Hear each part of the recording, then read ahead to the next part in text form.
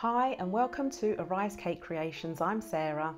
I promised you some vegan sugar flowers, so to get started I've got this elegant and graceful tuberose which makes brilliant filler flowers for cakes and sugar floral arrangements. So let's get started. Details for the equipment and my vegan gum paste recipe are in the description box below. Begin by making a small hook in some 26 and 28 gauge florist wire.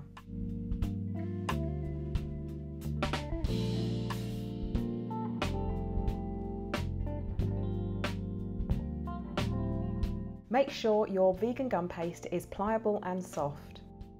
Measure out the vegan gum paste into small ball sizes of small, medium and large. The number of buds you make is entirely up to you. I made between 12 to 14 buds per stem. Place the small balls into an airtight container while you work on each bud size. Roll the gum paste into a teardrop shape, then push the hook end into the gum paste. Secure the gum paste to the wire and pull off any excess gum paste. Use a tool to clearly mark 3 lines into the bud. Make sure to bring each line down to the base of the bud.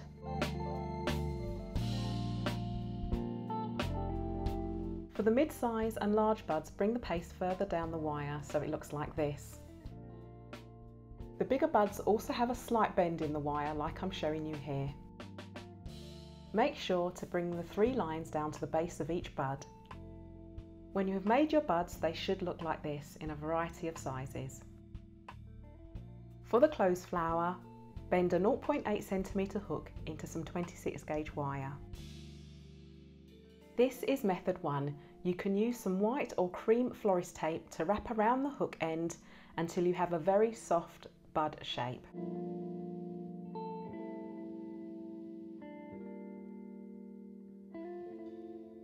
Method 2, you can make the centre by using gum paste like you did for the buds. With this method you will need to let it dry first before adding on the flowers. Choose the best method that works for you. For the first layer of petals, roll out your gum paste over the mid-size hole to create a small Mexican hat. Now this flower is actually quite fleshy, so the gum paste doesn't need to be too thin.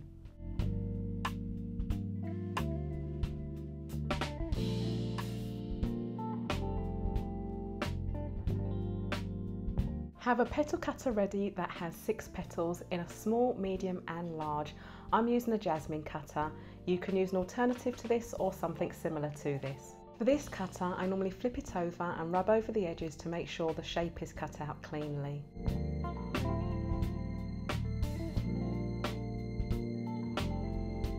Place the Mexican hat or bobble end into the hole of a foam pad.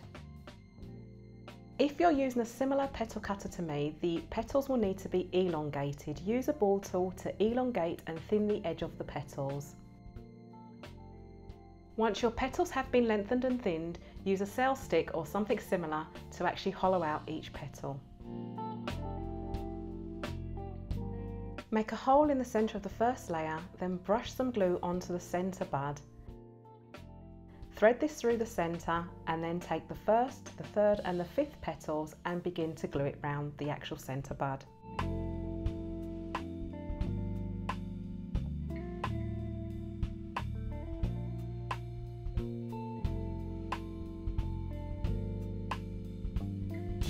Brush some edible glue onto the remaining 3 petals and make sure they're stuck firmly in place.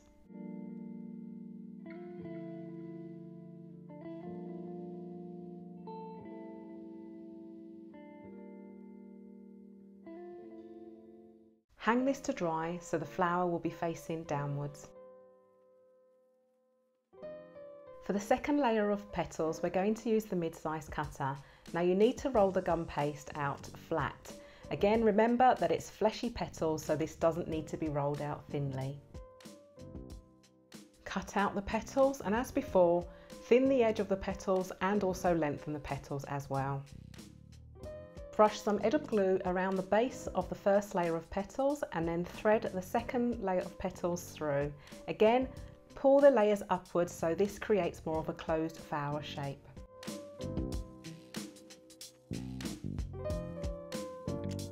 Again, hang the flower upside down to help it keep its shape. For the third and final layer of petals, you will need to make a larger Mexican hat. Begin with a teardrop shape, then push the bottom of the base out to be completely flat. Lay the flat part onto a surface and then either use a sail stick or a pencil to actually roll out the excess gum paste, but again, keep it quite thick to keep the petals fleshy. Place the largest size cutter over the Mexican hat, making sure the Mexican hat is in the center of the cutter. Place the flower into the largest hole on the foam pad, and as before, elongate the petals, lengthen them, and also thin the edge of the petals as well. Do the same thing by taking the sail pin and also hollowing out the petals as well. Create a hole in the center of the petals.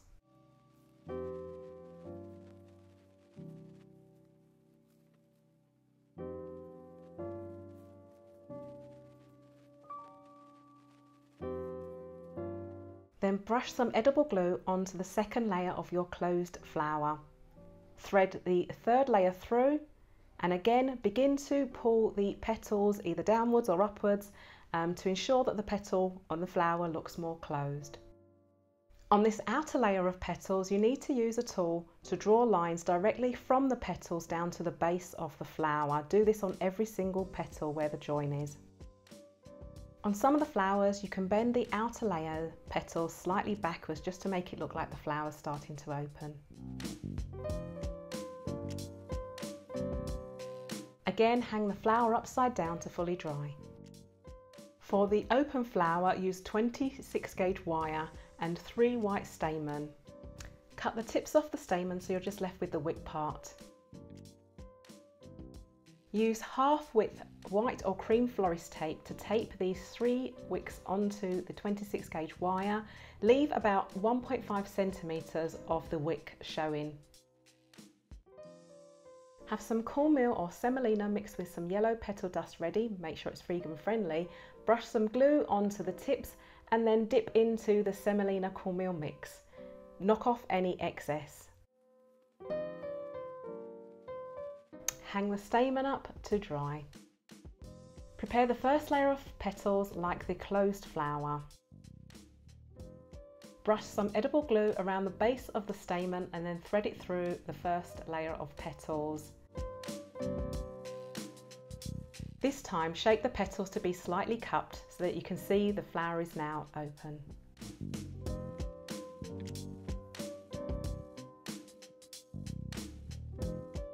Prepare and thread on through the centre the second layer of petals. This time, shape some of the petals so that they are curling back slightly. Make it look as natural as you possibly can. Prepare and add on the third layer of petals like the closed flower.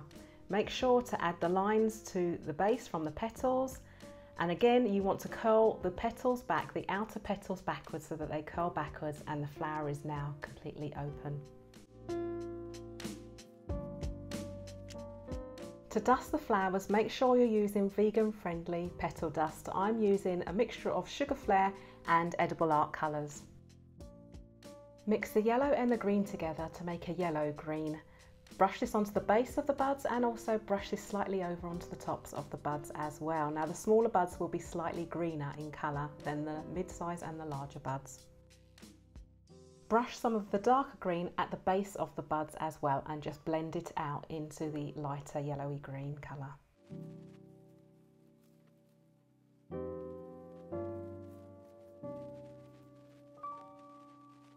For the larger buds, mix some of the yellow green with some cornstarch to soften the colour. Brush this to the base only.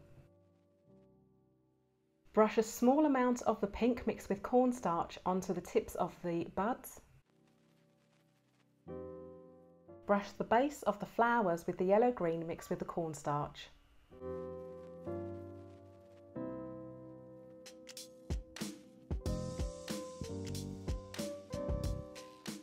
Brush a small amount of pink onto some of the flower petals.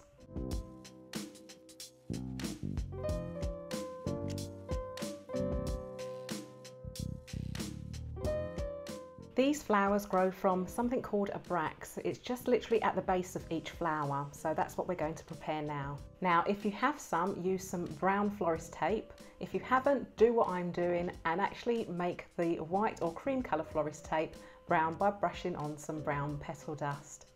Make sure you brush both the back and the front to make sure it's an even colour. Cut the brown florist tape into triangle shapes. Use either a pin, a scriber or a veining tool to create texture over the surface of the brax.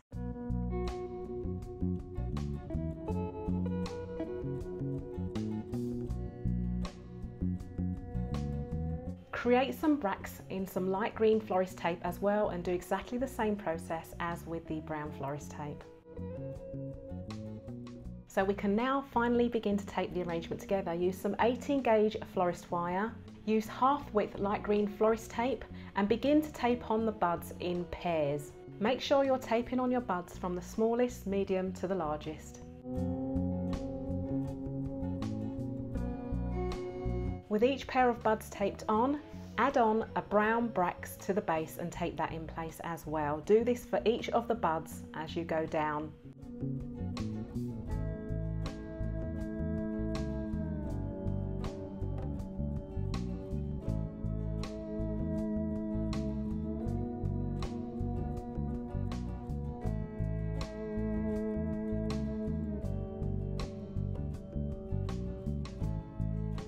When all the buds are taped on, begin to tape on the closed flowers in pairs as well. Add a green brax to the base of each flower pairing. Do exactly the same process for the open flowers as well until all of your flowers have been added to the stem.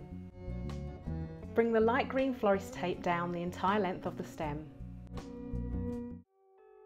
My favourite part, this beautiful, elegant and graceful tuberose flower is all finished. Now it does look better when there are groups of more than one stem, and I've got 3 here. It looks absolutely amazing and gorgeous and will look fantastic in any floral arrangement on a cake or any sugar floral arrangement. These are a great filler flower to make, and again, if you make them, I would love to see your work. So send your work either to me at Arise Cake Creations on Instagram or Facebook. I really hope you enjoyed this tutorial, so don't forget to like, comment, share and subscribe, and hit that notification bell so you can be notified anytime I upload any new tutorials. I'll be sharing more vegan sugar flower tutorials soon. Thanks for watching. See you soon.